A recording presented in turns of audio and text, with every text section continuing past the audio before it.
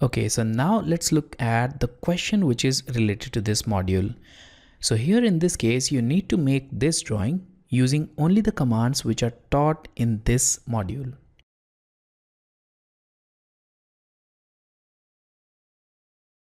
I will start with the circle command.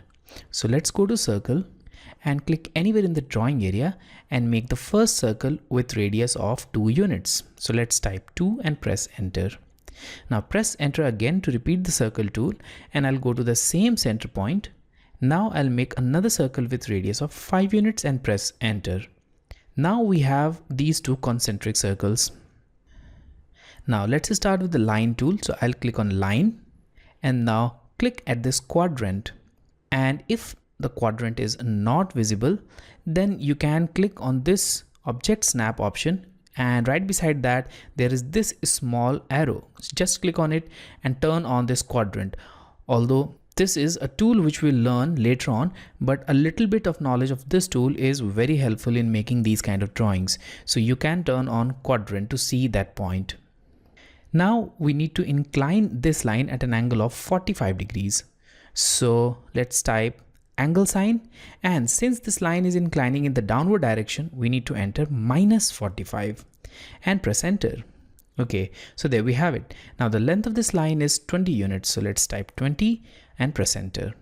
Now move it in the downward direction and enter a length of 5 units and press enter. So there we have it. Now let's press enter to exit this command and repeat the same process for the second side. So I'll press enter, I'll go to the next quadrant, and in this case I'll again type angle sign, and now I'll type an angle of 225 degrees. So let's type 225 and press enter. So there we have it. The angle inclined to 45 degrees with respect to the horizontal line. Once again, we need to enter a length of 20 units. So type 20 and press enter. Now move downwards, enter a length of 5 and press enter.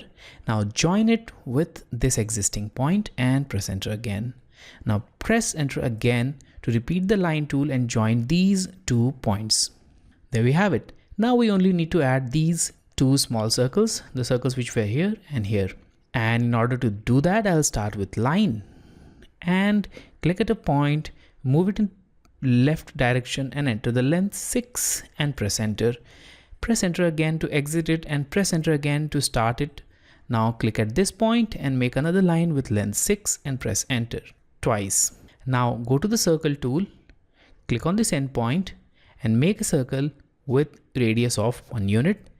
Press enter again, go to this point, make another circle with radius 1 and press enter. Now we can erase these 2 lines. These are no longer required. And there we have it, our final geometry as per requirement.